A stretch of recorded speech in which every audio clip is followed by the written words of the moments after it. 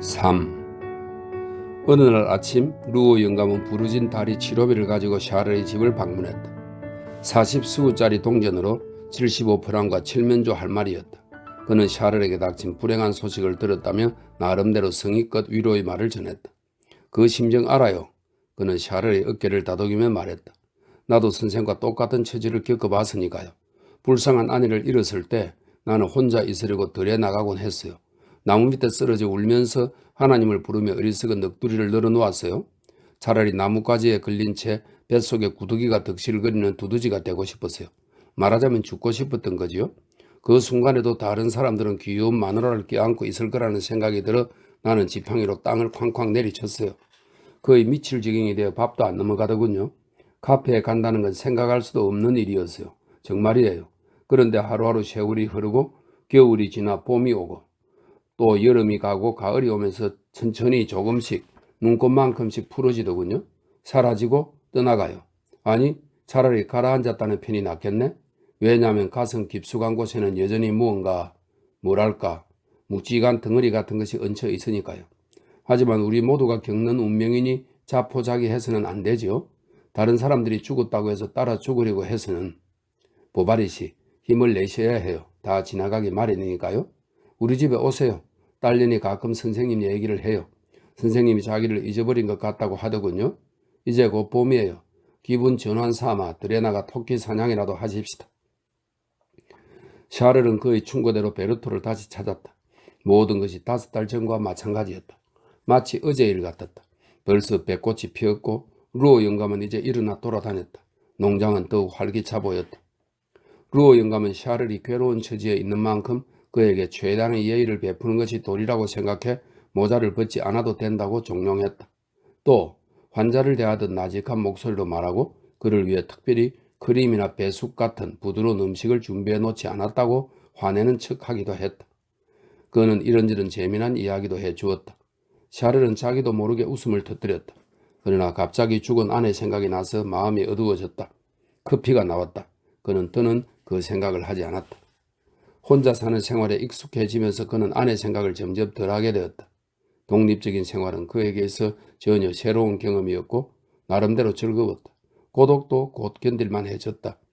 이제는 식사 시간을 바꿀 수 있었고 집에 들고 날 때마다 구구절절 이유를 설명할 필요도 없었으며 피곤할 때면 침대 위에 팔다리를 쭉 뻗고 누울 수도 있었다. 그래서 그는 자기 몸을 위하는 안일한 생활을 했으며 사람들의 위로를 편하게 받아들였다. 한편 아내의 죽음은 직업상으로 이익이 되었다.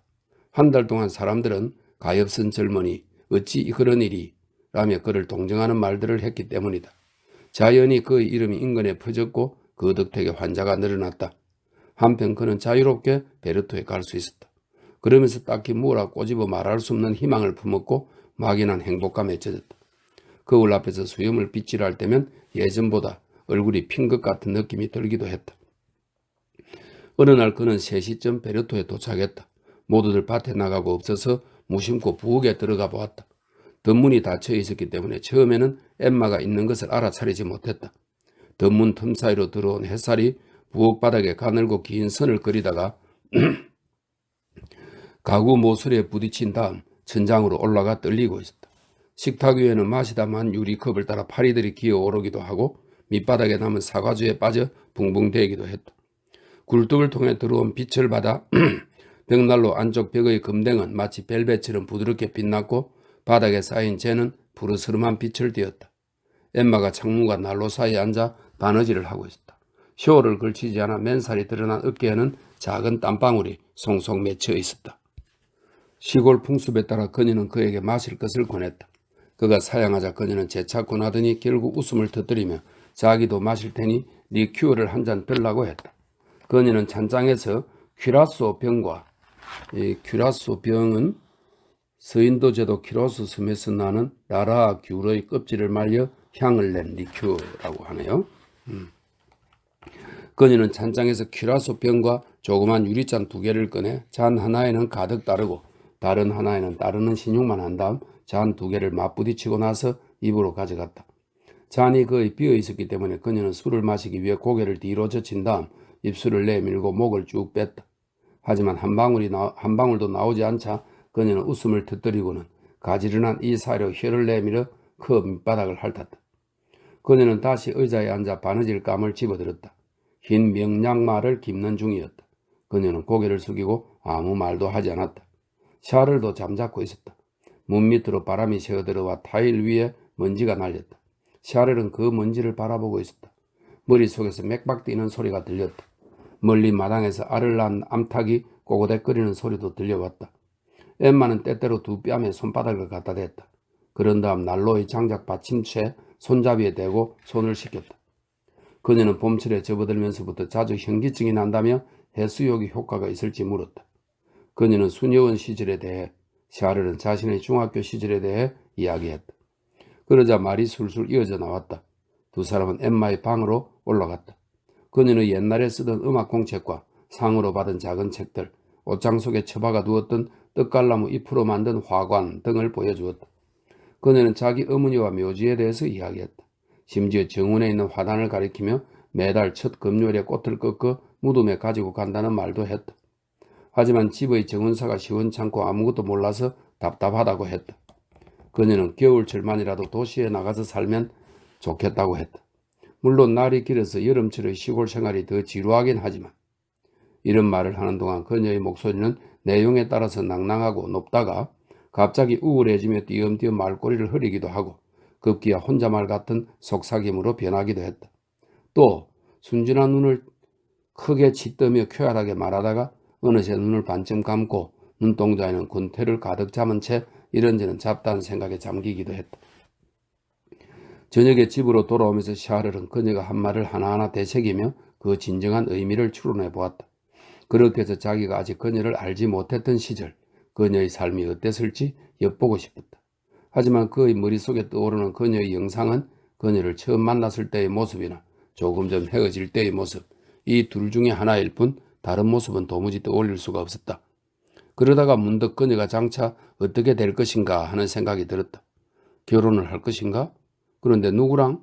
맙소사, 루오 영감은 큰 부자고 그리고 그녀는 그렇게 아름다우니. 하지만 엠마의 모습은 여전히 그의 눈앞에 어령거렸고 귓전에는 팽이 도는 소리 같은 윙윙거림이 울렸다. 그래도 나와 결혼한다면, 나하고 결혼한다면.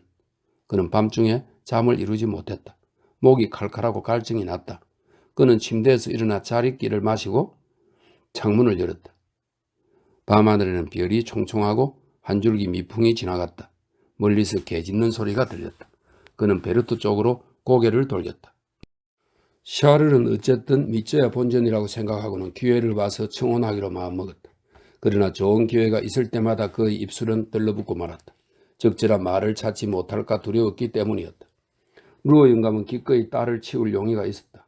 딸은 집안일에 전혀 도움이 되지 않았다. 그는 내심 그것을 용서했다.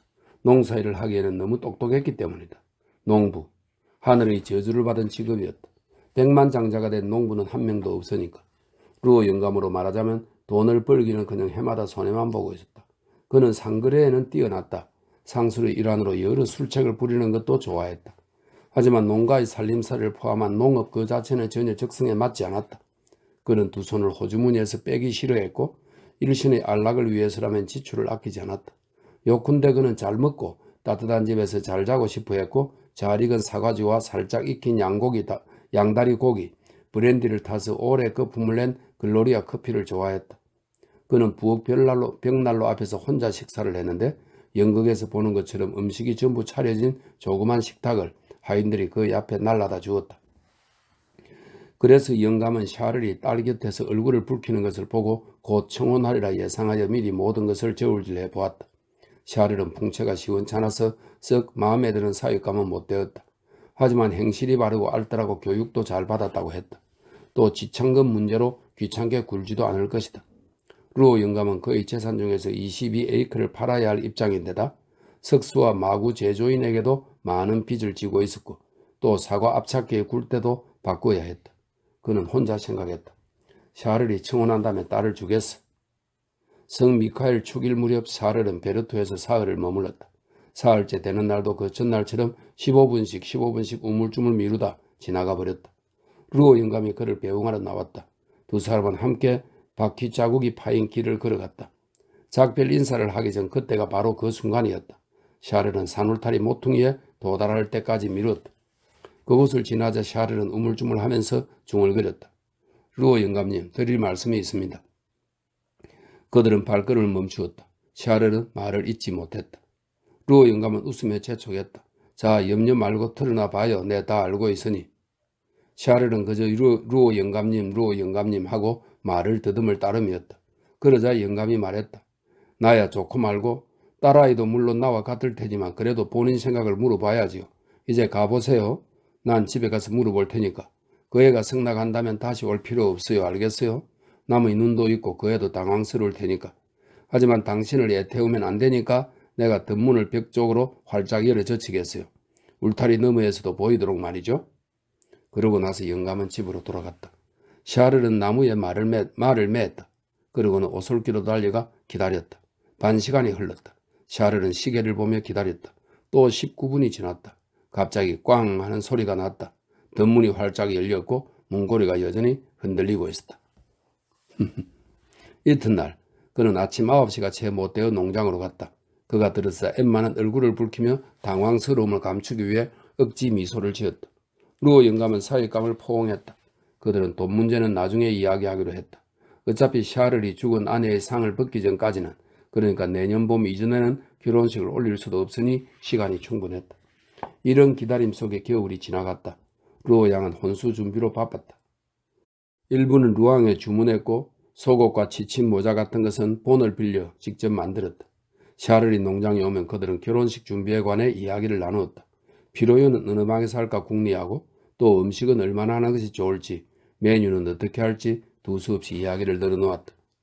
엠마는 자정에 횃불을 밝히고 결혼하고 싶다고 했지만 루오 영감은 말도 안 되는 소리라고 일축했다. 결국 결혼식에는 43사람이 참석했고 식사는 16시간 동안 계속되었으며 잔치는 이튿날과 그 다음 며칠 동안 이어졌다. 식사를 16시간 동안이나.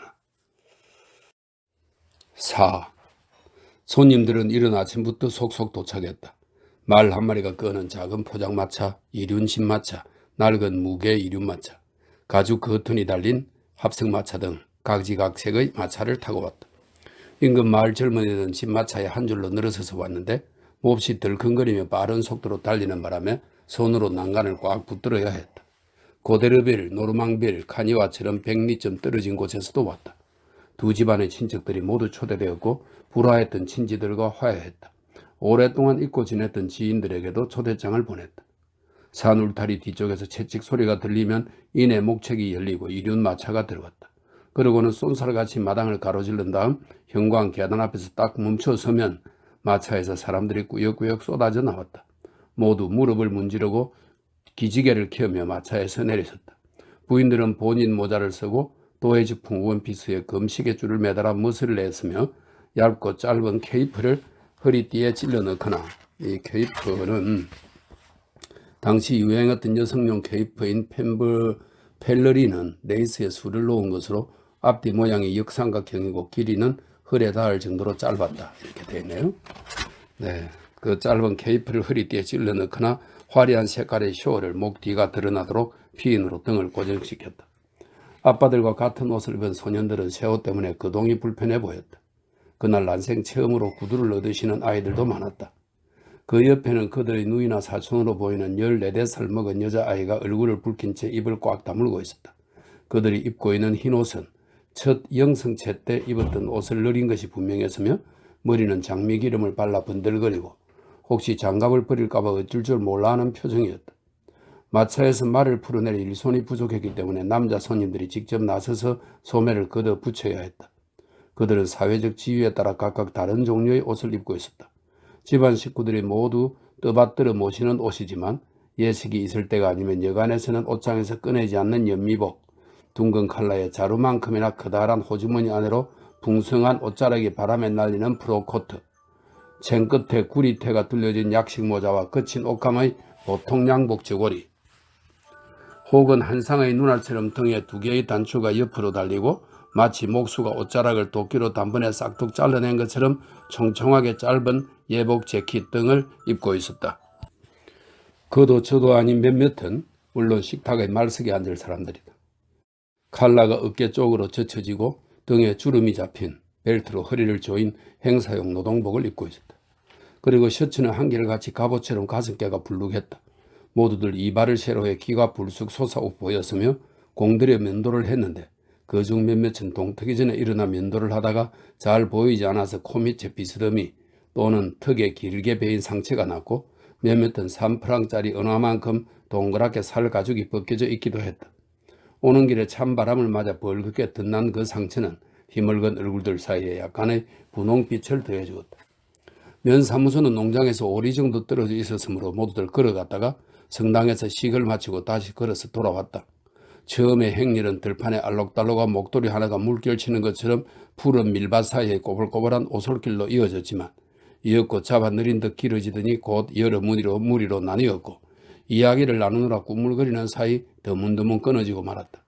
그 드머리에 리본을 단 바이올린을 든 악사가 선두에 서고 신랑 신부가 그 뒤를 따랐으며 그 다음엔 친척과 친지가 뒤죽박죽 섞여 걸어갔고 마지막으로 어린아이들이 귀리 이삭의 나다를 훑거나 어른들 몰래 자기들끼리 장난치며 뒤처져 따라왔다. 엠마의 긴 웨딩 드레스가 자꾸 땅에 끌렸다. 그녀는 때때로 멈춰서서 치마를 당기고 장갑 낀 손으로 우아하게 은근히 가시와 거친 잎사귀를 떼어냈다. 그럴 때면 사례얼은 엠마의 팔을 놓고 그녀의 동작이 끝나기를 기다렸다.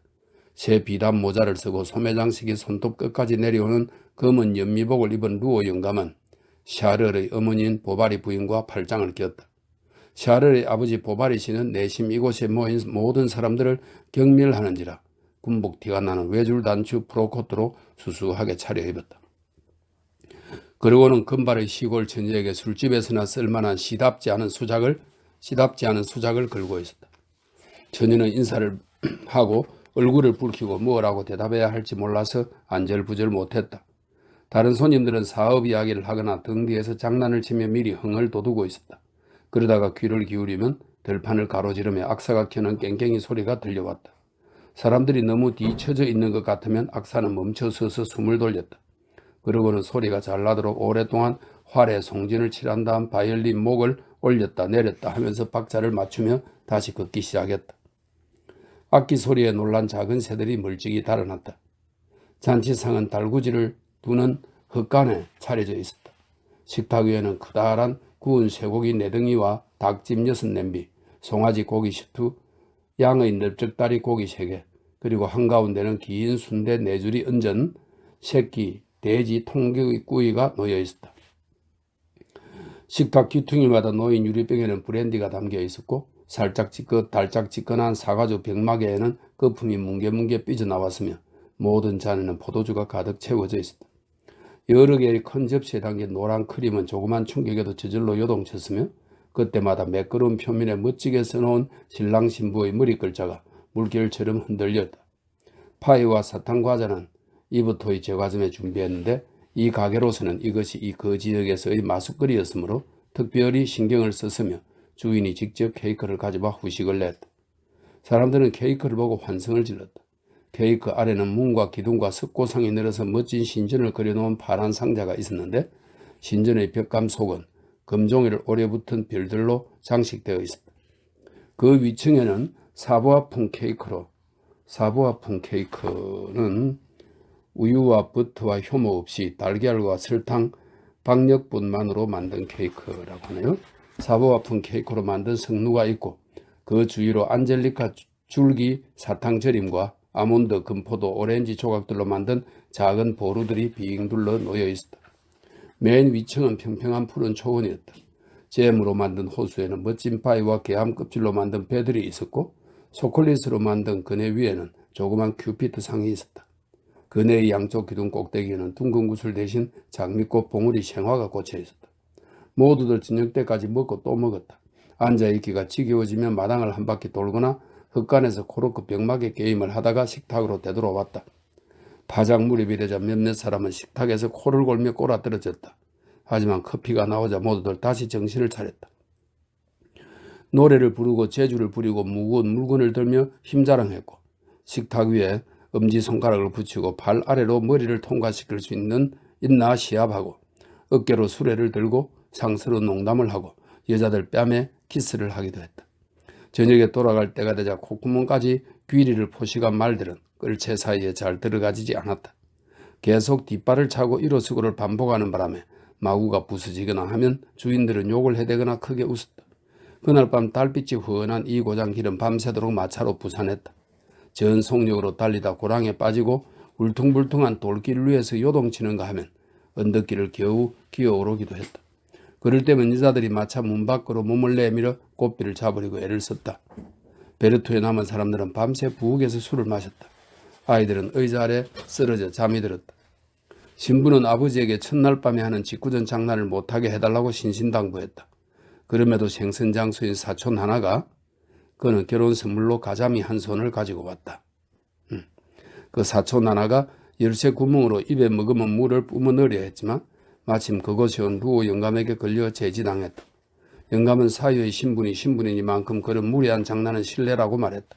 하지만 사촌은 이해가 잘 되지 않았다. 그는 루오 영감이 그만을 뜬다고 못마땅하게 생각하며 한 구석에 모여있는 4~5명의 손님들과 합류했다. 이들은 모두 우연히 좋지 않은 고기 토막을 연금 부받았기 때문에 소홀한 대접을 받았다는 생각이 들어 주인에 대해 수군대면서 망하기를 바라는 말을 넌지시 주고받았다. 샤를의 어머니는 종일 입을 열지 않았다. 며느리의 웨딩드레스나 결혼 피로연 절차에 대해 아무도 의견을 물어오지 않았던 것이다. 그녀는 일찍 자리를 떴다.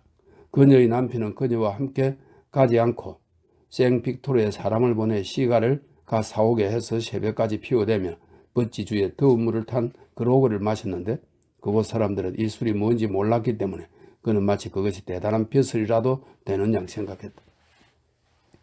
천성의 익살과는 거리가 먼 샤를은 잔치 석상에서는 전혀 빛나지 않았다. 신랑에게 직구전 말을 하는 것은 일종의 의무였기 때문에 수프가 나올 때부터 사람들은 그에게 야유와 재담, 중의적인 말, 칭찬과 음담패설을 퍼부었지만 그는 제대로 대답하지 못했다. 반면 이튿날이 되자 그는 전혀 딴 사람이 되었다. 마치 어제 저녁에 처녀였던 사람은 그였던 것처럼 첫날 밤을 지내고 완전히 달라진 것이다. 하지만 신부는 무언가 낌새를 챌 만한 꼬투리를 조금도 내보이지 않았다. 눈치가 빠른 사람들마저도 할 말을 잃고 그녀가 근처를 지나가면 관찰하느라 신경을 곤두세웠다. 하지만 샤를은 아무것도 감추지 않았다. 신부를 내 아내라 부르고 예산말을 하기도 했으며 아무나 붙잡고 아내를 못 보았느냐고 물으며 사방으로 찾아다녔고 때로 그녀를 이끌고 마당으로 나가기도 했다.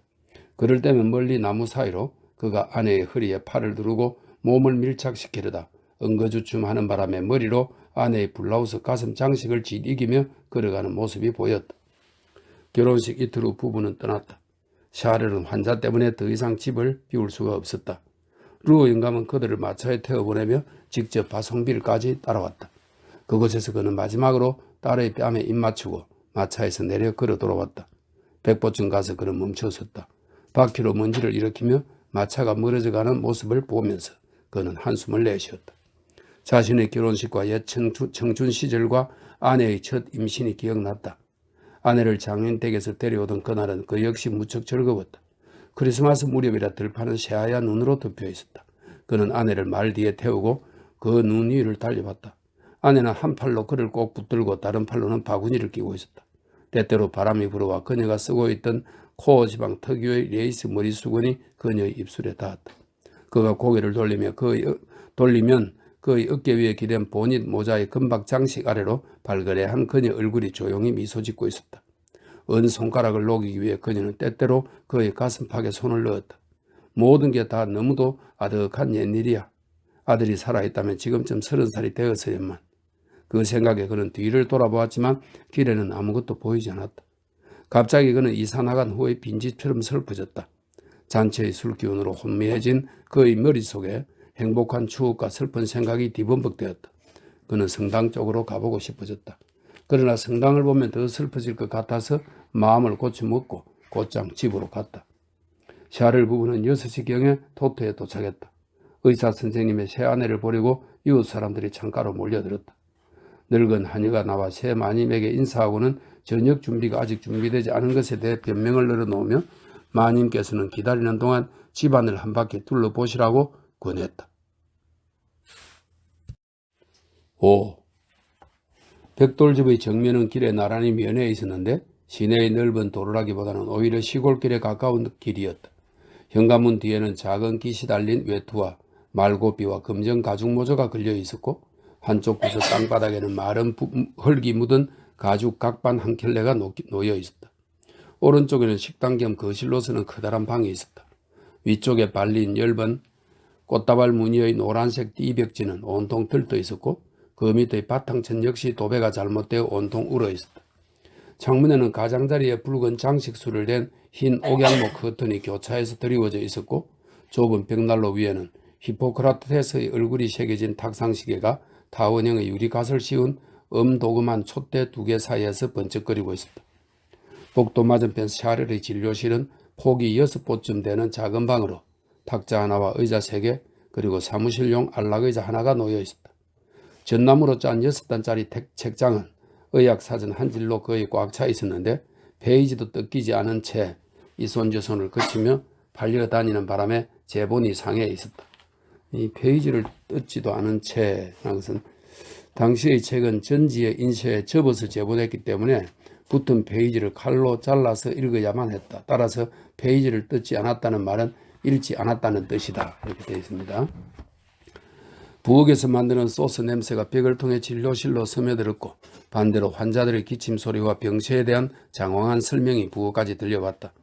다음으로 마구간에 있는 뜰과 바로 연결된 황폐한 느낌의 큰 방이 있었는데 창고로 쓰이는 그 방에는 장작과 포도주 외에도 고철, 빈술통, 못쓰게 된 농기구들과 용도를 알 수 없는 온갖 잡동사니들이 먼지를 뒤집어 쓴 채 가득 쌓여 있었다. 보기 좋고 길이가 긴 직사각형 정원 양쪽으로 흙담이 이어졌고 사이사이 시렁을 받친 살구나무들이 흙담을 가리듯 빽빽이 늘어서 있었다. 정원 끝에는 가시나무를 둘러심은 산 울타리가 있었는데 그 바깥쪽은 곧 들판으로 이어졌다. 정원 중앙에는 슬레이트 석판으로 만든 해시계가 돌판 위에 놓여 있었다.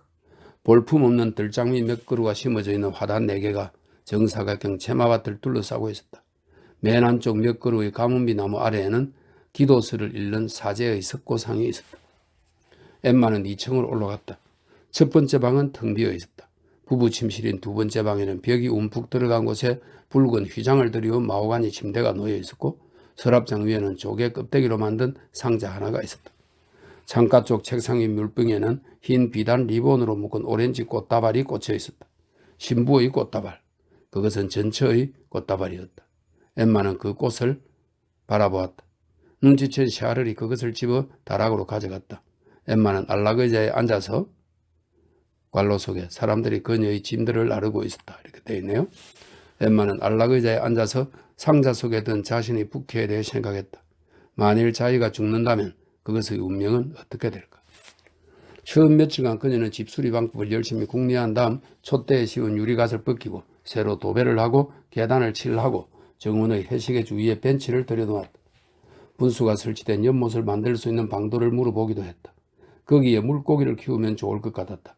아내가 마차를 타고 산책하기를 좋아한다는 것을 안 그녀의 남편은 소형 중고 이륜 마차를 한 대 사왔다. 거기다 새 등불과 누빈 가죽 흙바퀴를 달았더니 틸부리형 이륜 마차처럼 그럴싸해 보였다. 그는 행복했고 아무 걱정도 없었다. 아내와 단둘이 하는 식사, 저녁 무렵 큰 길에 사는 산책, 머리를 매만지는 그녀의 모습, 창문 걸쇠에 걸린 그녀의 밀짚 모자, 그리고 예전에는 한 번도 즐거움의 원천이 되리라고 생각한 적 없는 그 외 수많은 것들이 그에게 지속적인 행복감을 안겨주었다. 아침이면 침대에 나란히 베개를 베고 누워 지친 모자에 달린 리본으로 반쯤 가려진 그녀 뺨의 황금빛 솜털 사이로 아침 햇살이 어른거리는 것을 지켜보았다. 가까이서 보니 그녀의 눈이 더 커 보였다. 특히 잠에서 깨느라 눈꺼풀을 끔뻑거릴 때면 훨씬 더 컸다. 어두운 데서는 까맣고 밝은 데서는 짙은 푸른색이 그녀 눈동자는 몇 겹의 청으로 나누어진 듯 밑바닥은 짙고 표면으로 올수록 색깔이 점점 엷어졌다. 샤를의 눈동자는 그 깊은 10년 속에 사라지고 단지 머리 수건을 쓰고 잠옷 앞섭이 벌어진 그의 축소된 모습이 어깨까지만 그 눈동자에 비치는 것이었다. 그는 침대에서 일어났다. 엠마는 그가 집을 나서는 것을 보려고 창가로 갔다. 그러고는 목욕 가운을 느슨하게 걸친 채 제라늄 화분 2개 사이로 창떡에 팔을 꿰었다. 샤를은 길에 나와 이정표 돌 위에 발을 얹고 박차를 맸다. 2층에서 그녀는 그에게 말을 걸며 입으로 꽃이나 잎사귀를 따서 불어보냈다. 그러면 그것들은 팔랑거리며 공중에 머무르다가 새처럼 반바퀴 공중제비를 돈 다음 현관에 꼼짝않고 서 있는 늙은 흰색 앞말의 부스스한 갈기 위에 잠시 앉았다가 떨어졌다. 샤를은 말을 타고 그녀에게 키스를 보냈다. 그녀는 손짓으로 그에게 답하고 창문을 닫았다. 그는 떠났다. 리본처럼 끝없이 뻗은 먼지 날리는 대로와 나무들의 아치를 이루는 수레바퀴 자국이 파인 시골길을 거쳐 밀 이삭이 무릎까지 올라오는 오솔길을 따라 어깨에 햇살을 받으며 아침 공기를 콧속 가득히 들이마셨다. 가슴속은 간밤의 희열로 벅차올랐다. 마음은 평온하고 몸은 만족에 겨워 마치 저녁 식사 후 뱃속에 든 송로의 맛을 되새기는 사람들처럼 자신의 행복을 끊임없이 반추했다. 지금까지 그 일생에서 좋았던 적이 있었던가? 중학생 시절일까? 높은 담안에 갇힌 채 자기보다 공부도 잘하고 돈도 많은 학우들 사이에서 외톨이로 떠돌던 그 시절 말인가? 사투리를 쓴다고 우스대고 옷차림을 조롱하던 그 친구들의 어머니들은 토시 속에 맛있는 과자를 숨겨가지고 면회를 오곤 했다. 아니면 그 의학을 공부하던 시절일까? 주머니 사정 때문에 애인이든 예쁜 여공과 춤추러 가지도 못하던 그 시절일까? 그 후 그는 잠자리에 들면 발이 얼음같이 싸늘했던 과부와 14개월을 살았다. 하지만 이제 그는 사랑하는 이 예쁜 여자를 평생 소유하게 되었다. 그에게 있어 세상은 그녀의 비단 치마폭 안에 있었다.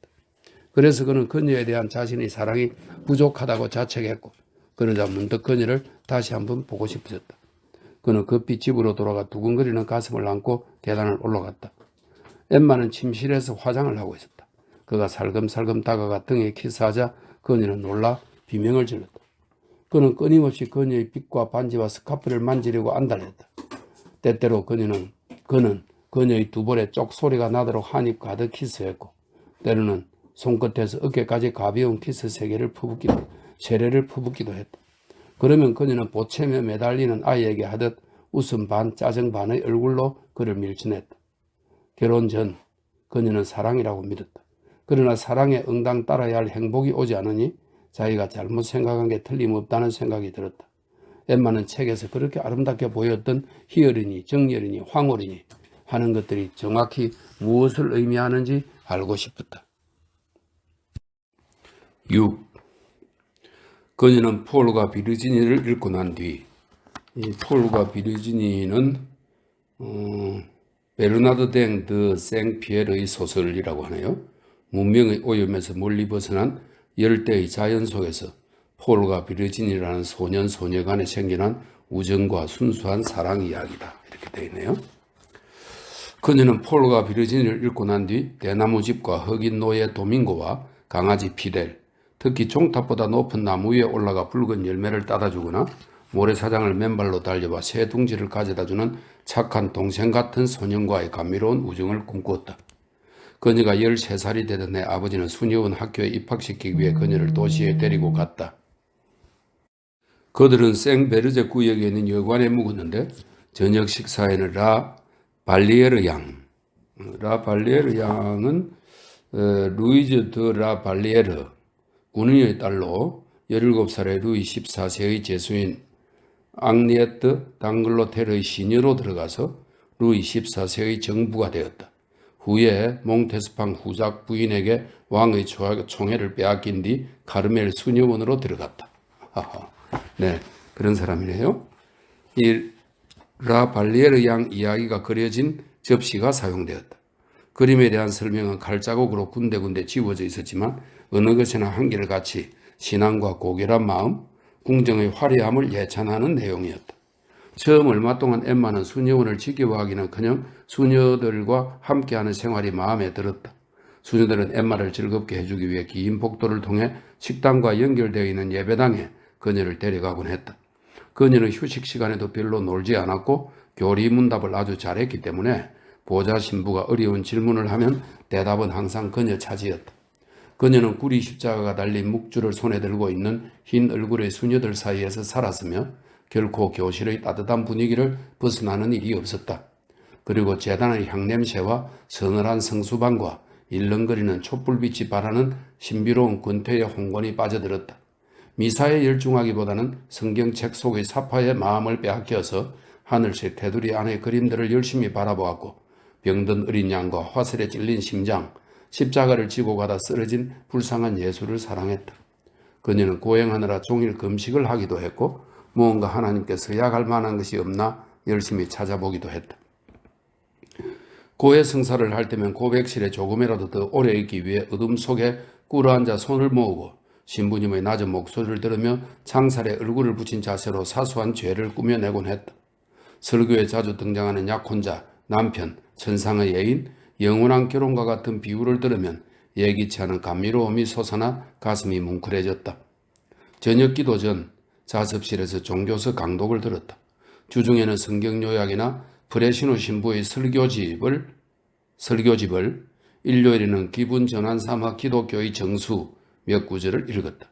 처음 얼마 동안 낭만적 우수의 낭낭한 탄식에 그녀가 얼마나 귀를 기울였던지, 그것은 시공간을 초월하여 온 세상 그리고 영혼에까지 메아리 치는 듯했다. 저작거리의 가게 뒷방에서 자랐다면 아마도 그녀는 주로 작가들의 소재로서나 우리에게 다가오는 대자연의 서정적 감동의 마음을 열었을 것이다. 그러나 그녀는 시골을 너무도 잘 알았다. 가축들이 울음소리뿐 아니라 젖자는 법도 쟁기질도 알았다. 고요함에 익숙한 그녀는 반대로 파란만장한 것을 선호했다. 그녀가 바다를 사랑하는 것은 오직 폭풍 때문이었고 초목이라면 폐허 속에서 드문드문 움터 있을 때만 좋았다. 그녀는 사물들로부터 반드시 무언가 개인적인 이득을 얻어내야 했으며 즉각적으로 감정적 만족을 주지 않는 것은 무엇이건 쓸데없는 것으로 치부했다. 워낙에 예술적이기보다는 감상적인 기질이어서 고요한 풍경 감상보다는 뭉클한 감동을 원했기 때문이다. 수녀원에는 매달 일요일씩 친모살로 오는 노처녀가 있었다. 그녀는 대혁명 때 몰락한 옛 귀족 가문 출신이어서 대주교의 비호를 받았고 수녀들과 함께 식사했으며 식사가 끝나면 일하러 올라가기 전 수녀들과 한동안 잡담을 하기도 했다. 기숙생들은 자습실을 몰래 빠져나와 그녀를 보러 가곤 했다. 그녀는 지난 세기의 연가를 많이 외우고 있어서 바느질을 하면 마지막에 노래를 흥얼거리거나 재미있는 이야기를 해주었고 바깥 세상 소식을 전해주거나 시내 심부름을 해주는가 하면 앞치마 주머니 속에 소설책을 숨겨와 일하는 틈틈이 읽기도 하고 상급생들에게 몰래 빌려주기도 했다. 소설 내용은 한결같이 사랑하는 남녀, 쓸쓸한 외딴 집에서 죽어가는 학대받는 귀부인, 역참에서 일어나는 살인사건, 페이지마다 질주하다 지쳐 쓰러지는 말들, 어두운 숲, 마음의 혼란, 맹세, 흐느낌, 눈물과 키스, 달빛 아래 떠있는 조각배, 숲속에서 우는 밤 꾀꼬리, 사자처럼 용감하고 어린 양처럼 유순하고 더할 나위 없이 득성스럽고 항상 잘 차려입은 눈물을 철철 흘리는 신사들에 관한 것이었다.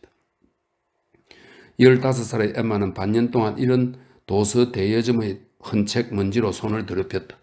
후에 월터 스콧의 책을 읽게 되자 그녀는 역사에 홀딱 빠져서 오래된 괴짝, 위병소, 음유시인 등을 동경했다. 그녀는 허리가 길게 내려오는 드레스를 입은 여자 성주들처럼 오래된 저택에 살고 싶었다. 뾰족한 지붕의 클로브 무늬 장식 아래 매일같이 서서 돌랑간에 팔꿈치를 기대고 턱을 괜 채 저먼 들판으로부터 흰 깃털 장식을 휘날리며 달려오는 검은 말을 탄 기사를 기다리고 싶었다. 당시 그녀는 메리 스튜어트를 숭배했고 유명하거나 불운했던 여성들을 열광적으로 예찬했다. 잔다르크, 엘로이즈, 아네스 소렐, 아름다운 페로니에르, 클레망스 이조르 같은 여성들은 그녀에게서 가없는 역사의 어둠 속에서 혜성처럼 찬란히 빛나는 존재였다. 그 어둠 속에서 또한 떡갈나무 아래의 성왕 루이, 죽어가는 바야르, 루이 11세의 포악한 행동들, 성 바르톨로메오의 학살, 앙리 4세의 깃털 장식, 그리고 루이 14세를 예찬하는 그림이 그려진 접시들의 기억들이 흐릿하게 그리고 서로 아무런 연관 없이 뒤죽박죽 부유하고 있었다. 음악 시간에 엠마가 부르는 소리에는 예외 없이 황금 날개를 가진 어린 천사와 성모 마리아와 호수와 곤돌라의 뱃사공이 나왔다. 비록 문구는 졸렬하고 멜로디는 어색했지만 그럼에도 그 평화로운 노래들은 사랑에 대한 환상과 매혹을 불러일으켰다. 새해가 되면 선물로 받은 시화집을 수녀원에 가져오는 친구들이 있었는데 모두들 그것을 들키지 않게 숨기느라 덥석을 떨었고 기숙사에서 돌려가며 읽었다. 아름다운 비단 장정을 조심스럽게 쓰다듬으면서 엠마는 시화 아래 적힌 저자들의 이름에 황홀한 눈길을 쏟곤 했다. 그녀가 한 번도 들어본 적이 없는 그 이름들은 대부분 백작, 자작 등의 칭호를 가지고 있었다. 그녀는 사파 위의 얇은 종이를 입김으로 불어넘기며 전율했다. 종이는 반쯤 접히며 올라갔다가 맞은편 페이지 위로 살포시 내려앉는다. 그리고 나타난 것은 발코니 뒤에서 짧은 외투를 걸친 청년이 흰 드레스를 입고 허리띠에 주머니를 찬 젊은 처녀를 껴안고 있는 그림이라든가, 둥근 밀짚모자 아래서 빛나는 큰 눈으로 이쪽을 바라보고 있는 곱슬곱슬한 금발의 영국 귀부인들이 초상화였다. 한 귀부인이 흰 반바지 차림의 소년 마부 2명이 모는 마차를 타고 공원을 미끄러지듯 달리고 있었는데, 그 앞에는 사냥개 한 마리가 깡충깡충 뛰고 있었다. 다른 어떤 귀부인은 개봉한 편지를 곁에 둔 채 소파에 앉아 생각에 잠겨 검은 커튼에 반쯤 가려진 창문 너머로 하염없이 달을 쳐다보고 있었다. 순진한 처녀들이 한 줄기 눈물을 흘리며 고딕식 세상 창살 사이로 산 비둘기에게 키스하거나 미소 지은 얼굴로 고개를 갸웃거리며 뼈독구죽굽처럼 가는 손가락을 내숭스럽게 모아서 데이지 꽃잎 점을 치는 그림도 있었다. 또 푸른빛이 덮인 정자 그늘에서 무의의 팔에 안겨 도치경에 빠진 채 긴 담뱃대를 빨고 있는 술탄 그림이 있었고, 이 자우르는 이슬람 교도의 입장에서 본 이교도로 특히 기독교도를 가리킨다, 이렇게 설명이 되어 있습니다. 이 자우르 구부러진 터키 검 및 그리스식 모자도 그려져 있었다. 정열적인 고장의 희꾸무레한 풍경 그림들도 있었다. 특히 야자나무와 전나무가 함께 등장했고, 오른쪽에 호랑이가, 왼쪽에는 사자가, 멀리 지평선에는 이슬람 사원의 첨탑이, 전면에는 로마의 폐허가 있는가 하면 웅크린 낙타 무리가 있는 등 온통 뒤죽박죽이었다. 게다가 이 모든 것은 깨끗한 원시름으로 둘러싸여 있었고, 눈부신 햇살이 수직으로 내리쬐어 떨리는 회색빛 수면 위에는 여기저기 흰 생채기처럼 백조가 헤엄치고 있었다. 엠마의 머리 위 벽에 달린 아르간 등불이 이 모든 세계의 그림들을 비춰주는 사이 그것들은 하나하나 그녀의 머릿속을 지나갔다.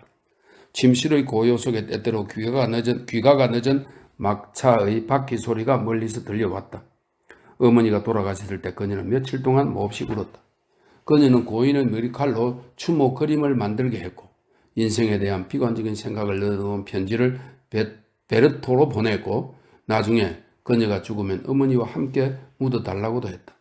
딸이 병들었다고 생각한 루오 영감이 그녀를 보러 왔다. 평범한 사람은 결코 도달할 수 없는 이 힘없고 파리한 삶의 이상에 단번에 도달한데 그녀는 내심 만족했다. 그래서 그녀는 몽상에 빠져들어 라마르틴의 시에 나오는 것처럼 호수 위의 하프 소리를 듣고 죽어가는 백조의 노래, 낙엽지는 소리, 순수한 처녀들이 성취하는 소리, 골짜기에 울려 퍼지는 신의 목소리에 귀를 기울였다. 이었고 이런 것에 실증을 느꼈지만 그녀는 그것을 인정하고 싶지 않았고, 처음에는 타성 때문에, 나중에는 허영심 때문에 계속했다. 그러던 어느 날 그녀는 자신의 감정이 진정되었음을 깨달았다. 미간에서 주름이 사라졌듯 마음속 슬픔도 사라져버린 것이다. 그녀의 종교적 소명을 굳게 믿고 있던 수녀들은 루오 양이 자신들의 손에서 빠져나가는 것을 느끼고 매우 놀랐다. 사실 그녀들은 엠마에게 매일의 기도와 피정과 9일 기도와 설교를 아낌없이 퍼부었고, 성인과 순교자에 대한 경의를 역설했고, 육체의 건신과 영혼의 구원에 대해 너무나 많은 충고를 했다. 그래서 그녀는 고삐가 잡아당겨진 말꼬리 되어 갑자기 딱 멈췄었고, 그 바람에 재갈이 벗겨져 버렸다. 열정의 소용돌이 속에서도 실제적인 그녀의 정신에 있어 교회에 대한 사랑은 교회를 장식한 꽃에 대한 사랑과 다르지 않았다. 마찬가지로 사랑을 이야기하는 가사 때문에 음악을 사랑했고, 정념을 자극하기 때문에 문학을 사랑한 그녀는 신앙의 신비 앞에서 반항했다. 종교적 계율은 그녀의 기질과도 상반되었기 때문에 더욱 강한 반감을 느꼈다. 그래서 수녀들은 그녀 아버지가 딸을 수녀원 기숙사에서 데리고 나가는 것을 전혀 유감으로 생각하지 않았다. 심지어 수녀 원장은 그녀가 최근 들어 수녀원 전체에 대해 불순한 태도를 보였다는 말까지 했다. 집에 돌아오자 엠마는 처음에는 하인들을 부리는 것에 재미를 느꼈다. 그러나 곧 시골을 혐오하고 수녀원을 그리워하게 되었다. 샤를이 베르토를 처음 방문했을 무렵 이미 엠마는 인생의 환미를 느껴 더 이상 배울 것도 느낄 것도 없다고 생각하고 있었다. 정념이란 저 높은 시의 천공을 날아다니는 분홍빛 날개를 가진 커다란 새처럼 너무도 먼 이상에 불과할 뿐인지도 몰랐다. 그러나 새로운 상황이 가져다주는 불안, 혹은 한 사나이의 존재로 인한 흥분으로 그녀는 자신이 이제 그 멋진 정념을 소유하게 되었다고 믿었다. 그런데 막상 결혼 생활은 이다지도 평온하다니. 이것이 그녀가 내내 꿈꿔왔던 행복이라고는 도저히 생각할 수 없었다. 7. 때로 그녀는 지금이 그녀 인생의 가장 아름다운 시절, 소위 미롤 기간임을 생각해 보았다. 그 감미로움을 제대로 음미하려면 이름마저 멋진 먼 나라로 떠났어야 마땅했다. 그곳에서 결혼 직후의 나날들을 거룩한 게으름 속에서 보냈어야 했다. 푸른 비단 커튼을 들이운 역마차에 앉아 마보의 노래소리에 귀 기울이며 가파른 언덕길을 올라간다. 노래는 산양의 방울소리나 아련한 폭포소리와 어우러져 산골짜기로 메아리친다. 석양이면 묵묵하게 들어간 바닷가에서 레몬나무 향기를 맡고 밤이 되면 별장 발코니에서 단둘이 손가락을 걸고 별을 쳐다보며 미래를 설계한다. 그녀에게서 행복이란 어떤 특정 지역에서만 자라는 식물과도 같은 것이어서 그 지역이 아니면 잘 자랄 수 없었다. 어째서 나는 스위스의 산장 발코니에 팔꿈치를 꿰거나 스코틀랜드의 별장에서 해수에 잠길 수 없는 걸까? 그곳에서 긴 꼬리가 달린 까만 벨벳의 깃을 입고 부드러운 가죽 장화를 신고 끝이 뾰족한 모자를 쓴 소매 장식을 단 남편과 함께 할 수 없단 말인가? 아마도 그녀는 이런 모든 것들을 누구에겐가 털어놓고 싶었을 것이다. 하지만 뜬구름처럼 변화무쌍하고 바람처럼 회오르치는 이 모호한 불안을 어떻게 표현한단 말인가? 그녀에게는 말이 모자랐다. 따라서 기회도 용기도 모자랐다. 만일 샤를이 그런 마음을 먹었더라면, 그것을 헤아려 주었더라면, 만일 그의 시선이 단 한 번이라도 그녀의 생각에 닿을 수 있었더라면, 손을 갖다 대기만 해도 떨어지는 농익은 과일처럼 그녀의 가슴 속에 뭉쳐 있던 것들이 무진장으로 쏟아져 나왔으려만. 그러나 두 사람의 일상생활에 친밀감이 더해갈수록 내면의 간격은 더 벌어졌고 그녀는 남편에게서 점점 더 멀어져 갔다. 샤를과의 대화는 시내의 보도처럼 진부하기 짝이 없었다. 그것은 마치 필남필녀가 평상복 차림으로 줄지어 지나가는 것처럼 상투적이어서 어떤 감동이나 웃음 혹은 몽상도 유발하지 못했다. 그는 루앙에 사는 동안 파리의 배우를 보러 극장에 가고 싶다는 호기심을 한 번도 느껴본 적이 없다고 했다. 수영도 금술도 못하고 총도 쏠 줄 몰랐으며 어느 날 그녀가 소설을 읽다가 막혀서 물어본 성마 용어조차 설명하지 못했다. 남자라 모른지기 모든 것을 알고 모든 것에 능하며 격정과 세련된 생활과 온갖 신비로 여자를 인도해 줄 수 있어야 하지 않는가? 그런데 이 사내는 아무것도 가르쳐주지 않고 아무것도 모르고 아무것도 바라지 않는다. 그리고 그녀가 행복한 줄만 알고 있다. 그녀는 남편의 흔들리지 않는 평온함과 소금없는 우둔함을 원망했고 심지어 자신이 그에게 안겨주는 행복마저 원망했다. 그녀는 때때로 소묘를 했다. 샤를은 그녀 곁에 서서 그녀가 그림을 더 잘 보려고 눈을 가늘게 뜨거나 빵 조각을 엄지손가락으로 둥글게 굴리는 모습을 바라보며 좋아했고 그녀가 피아노를 칠 때면 손가락의 빠른 움직임에 경탄을 금치 못했다. 그녀는 침착하게 금반을 두드렸고 가장 높은 음에서부터 가장 낮은 음까지 멈추지 않고 오르내렸다. 창문이 열려있는 날이면 현이 늘어져 음이 불안전한 낡은 피아노 소리가 마을 끝까지 울려 퍼졌으며 때때로 맨머리에 흥겁 신발을 신고 큰 길을 지나가던 집행관 서기가 손에 서류를 든 채 멈춰서서 귀를 기울이는 것이었다. 엠마는 집안 살림도 잘했다. 그녀는 고지서 냄새가 나지 않는 완곡한 표현으로 환자들에게 치료비를 청구하는 편지를 보냈다. 일요일 저녁 식사에 이웃을 초대할 일이 있으면 멋스러운 요리를 내놓을 줄 알았고 초록빛 자두를 포도 잎사귀 위에 쌓아 올리고 잼병을 거꾸로 뒤집어 접시에 담아냈다. 심지어 그녀는 디저트용 핑크볼을 사야겠다고 말하기도 했다. 이 모든 것으로 인해 샤를은 많은 이들에게 존경을 받게 되었다. 그런 아내를 데리고 산다는 것 때문에 샤를 자신의 자긍심도 높아졌다. 그녀가 그린 두 장의 조그만 스케치를 커다란 액자에 넣어 긴 초록색 줄을 달아 벽에 그려놓고 자랑스러워했다. 미사를 마치고 오던 사람들은 아름답게 수놓은 실내화를 신고 문 앞에 서 있는 그의 모습을 보기도 했다. 그는 언제나 늦게 집에 돌아왔다. 보통 10시경이고 때로는 자정이 되어서야 돌아오곤 했다. 한이는 이미 잠자리에 들었기 때문에 그럴 때면 엠마가 식사 시중을 들었다. 그는 편히 식사를 하려고 플로코트를 벗었다. 그러고는 그날 만난 사람들과 왕진 같은 마을들과 자기가 쓴 처방전에 대해 하나하나 빠짐없이 이야기했다. 그는 스스로 자기에게 만족해하며 남은 시투를 깨끗이 먹어치우고 치즈 껍질을 벗기고 사과 한 개를 와작와작 씹어먹고 포도주를 비웠다. 그러고는 침대에 벌렁 들어누워 코를 고는 것이다. 결혼 전 샤를은 항상 면직 나이트캡을 쓰고 잤던 터라 비단 수건으로 바뀌어도 귀에 잘 붙어있질 않았다. 그 때문에 아침이면 머리칼은 엉망으로 흔들어지고 여기저기 허연 깃털도 붙어있었다. 밤중에 베개끈이 풀어져 속깃털이 빠져나온 것이다. 그는 항상 두꺼운 장화를 신었는데 발등에서 복사뼈 쪽으로 비스듬한 주름이 두 줄 크게 져 있었고 나머지 부분은 나무틀에 씌운 것처럼 일직선으로 뻗은 장화였다. 샤를은 시골에서는 익으면 충분해 하고 말하곤 했다. 모친은 아들의 검소한 태도에 찬성했다. 그녀는 예전처럼 자기 집에 불화가 생기면 아들 집으로 왔다. 처음부터 모친은 며느리가 못마땅했다. 분에 넘치는 생활을 한다는 것이었다. 장작과 설탕과 양초가 대갓집 살림처럼 철철 흐르고 부엌 화덕의 숯불로는 25인분 요리도 거뜬히 할 것이라고 했다. 그녀는 속옷과 침대 시트를 장롱에 차곡차곡 개켜 넣고 부둣간에서 배달이 오면 고기를 잘 보라고 며느리에게 가르쳤다. 엠마는 고분고분 그녀의 가르침을 받아들였고 모친은 수도 없이 잔소리를 해댔다. 종일 얘야와 어머님 같은 말들이 보일 듯 말 듯 떨리는 입술 사이로 오갔다. 오가는 말은 부드러웠지만 목소리는 분노에 떨리고 있었다. 샤를의 전처인 디비크 부인이 살아있을 무렵 모친은 샤를이 아내보다 자신을 더 사랑한다고 생각했다. 그래서 엠마에 대한 샤를의 사랑은 자신의 사랑에 대한 배신이자 자기 몫에 대한 수탈로 느껴졌다. 그녀는 슬펐지만 아무 말도 하지 않았다. 대신 파산한 사람이 봄시 자기 소유였던 집 식탁에 앉은 사람들을 창문 너머에서 관찰하듯 아들의 행복을 면밀히 살폈다. 그녀는 아들에게 추억담처럼 자신의 고생과 희생을 떠올리게 한 다음 그것을 엠마의 태만과 비교하고는 아들이 아내 말을 그렇게 떠받드는 것은 옳지 못하다고 결론지었다. 샤를은 무엇라고 대답해야 할지 몰랐다. 그는 어머니를 존경했고 아내를 무척 사랑했다.